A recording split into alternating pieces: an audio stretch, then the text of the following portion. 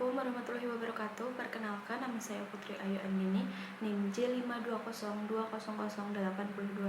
Di sini saya akan menjelaskan tentang sistem kardiovaskuler, terutama tentang vaskularisasi dan juga sirkulasi. Saya mengambil penjelasan dari buku Median dan juga Netter. Pertama, vaskularisasi itu ada embrio. Embrio itu terdapat arkus aortae yang terletak di kelima arkus faring. 4 turunan yang penting dari sistem arkus aortae itu ada arteri karotis, ada arkus aortae, ada arteri pulmonalis, dan juga arteri subclavia kanan. Kemudian, abnormalitas pembuluh arkus aortae yang paling sering dijumpai itu meliputi terbukanya ductus arteriosus dan juga coarctatio aorta. Dan juga ada arkus aorta kanan persisten dan kelainan arteri subclavia kanan yang dapat menyebabkan keluhan saat bernafas dan juga menelan. Kemudian selain terdapat arteri vitellina, di embriologi itu terdapat arteri umbilicalis. Arteri umbilicalis berpasangan berasal dari arteri iliaca communis. Sesudah lahir, sebagian sel distal arteri ini mengalami obliterasi untuk membentuk ligamentum umbilicale medianum. Selanjutnya itu ada sistem vena. Dapat dikenal dengan 3 sistem. Yang pertama itu ada sistem vitellina yang berkembang menjadi sistem porta. Yang kedua ada sistem cardialis yang kemudian membentuk sistem Kaya. Kemudian yang terakhir itu ada sistem umbilikasi yang lenyap sesudah lahir. Selanjutnya saya akan menjelaskan tentang perbedaan arteri dan juga vena. Untuk transport arteri itu kaya akan O2, sedangkan vena itu kaya akan CO2.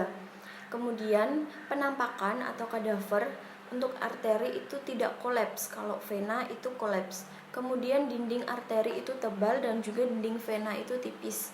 Untuk elastisitas, untuk arteri dia lebih elastis daripada vena. Kemudian ada katup, hanya di permulaan keluar jantung atau katup aorta itu pada arteri. Kemudian untuk katup yang berada di vena itu di sepanjang jalan. Kemudian ada arah, untuk arteri sendiri dia mengarah untuk meninggalkan jantung, dan kalau vena itu menuju jantung. Kemudian letak dari arteri itu lebih profunda atau lebih ke dalam, sedangkan kalau vena itu superficial yang berada di permukaan. Untuk tekanan arteri dia lebih tinggi daripada vena.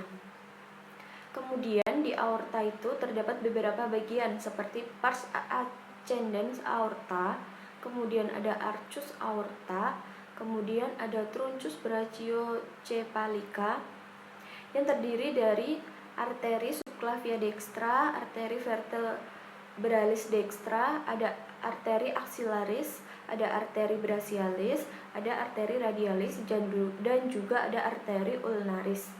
Kemudian ada arteri carotis communis dextra. Itu terbagi menjadi 2. Ada arteri carotis dextra eksterna dan juga ada yang arteri carotis dextra. Selanjutnya itu ada arteri carotis communis sinistra.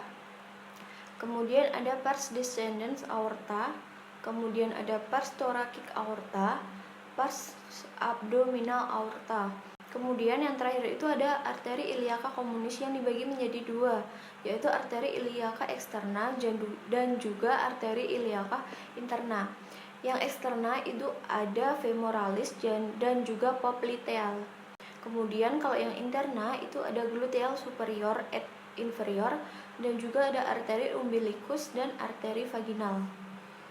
Kemudian ada vena cava. Vena cava itu ada yang superior dan juga inferior.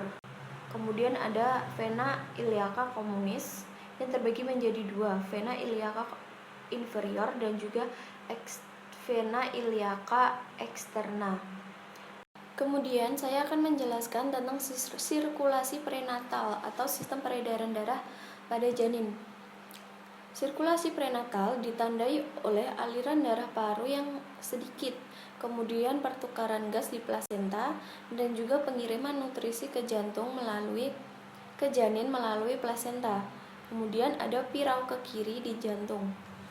Selanjutnya untuk sirkulasi dari prenatal ini sendiri, darah dari plasenta dibawa ke janin melalui vena umbilicalis.